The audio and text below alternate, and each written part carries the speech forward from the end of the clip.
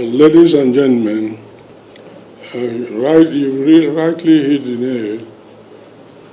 When this sole administrator was appointed, we issued a statement widely publicized condemning the process and pleading that it might be reviewed.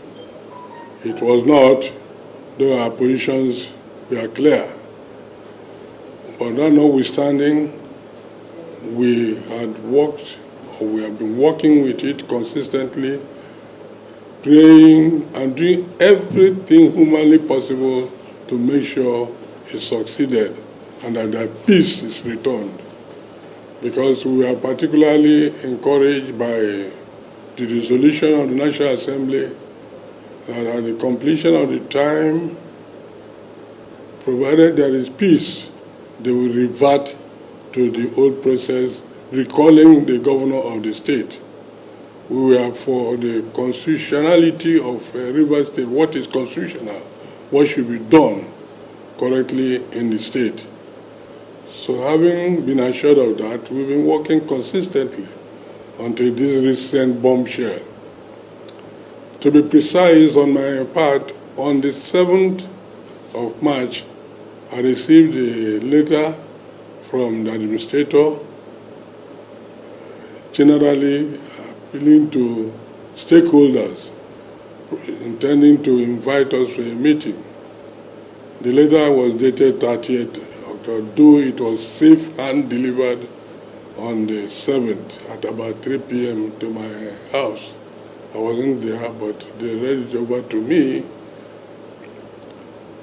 But surprisingly, yesterday, there was an announcement that the sole administrator has appointed or cancelled the appointment of civil service commissioners and so on, and has appointed administrators. We are wondering, the first appointment we are virtually questioned, but because it was done by the president, what powers, what rights have the sole administrator to be an executive, to start reappointing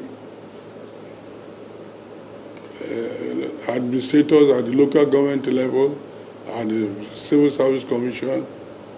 So we couldn't understand the rationale behind it. But then things began to unfold. There was a High Court judgment on ruling on the 8th that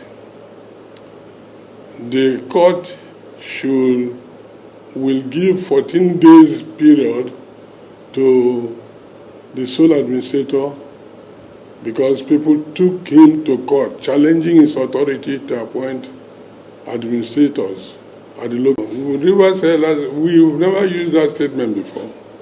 We've been preaching for peace and accord. We're still preaching for peace. But for instance, I'm coming out plainly to accuse him now. Initially, we would have probably made a palliative statement. But we are saying, I am saying, I'm not that Wike is the architect of all these things. He has watched. Mr. President has traveled and is not back. He's now swept debt, heaps of debt, pile up somewhere, waiting for Mr. President to come and clear. Him and all those that are alleged are supporting him, whether in the presidency or in the National Assembly, the Senate, or the House of Rep.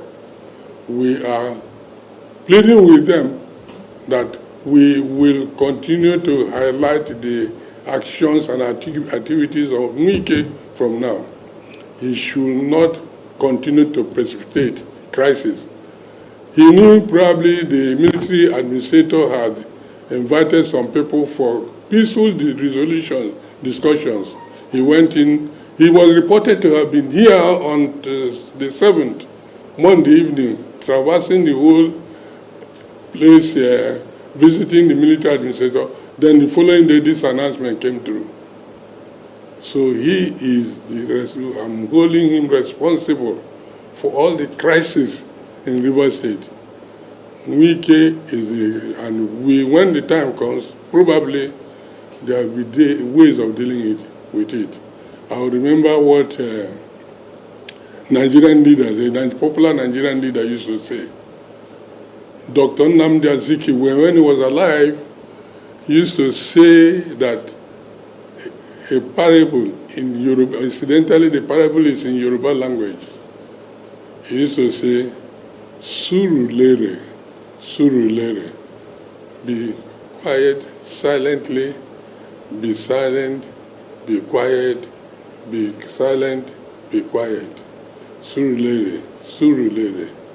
And I'm going to borrow the words of Dr. Nnamdi Azikiwe to say, Surulere, Surulere, to all those who are involved in our activities. On our own part, we continue to pray. We continue to look up to God. We believe this is our state, and we must rescue our state. So there's nothing that will be done physically. It is just to hope and pray. We cannot go physical. Physical, like action, lawsuit. Well, a lot of things have been done, but as you know, the justices, some of them, few of them, have laid their robes as on the ground as stepping stones for some politicians. Unfortunately, and that is true, some of them, few of them, have laid their robes on the ground as mounting guard of honor. When we started as a Rivers Elders and Leadership Forum, we did right when this the problem initially started. We did communicate in writing to both the warring parties, Governor Wike and Governor Fubara. We wrote to them in writing, pleading to meet with them. But unfortunately, we didn't have the course of receiving a reply from any of them. And we still made efforts in many ways to contact some of our colleagues, but so far it has not succeeded. But we played it down, pursued other avenues quietly before the thing escalated outside the state. But we are still trying, and we hope to try. We hope to continue.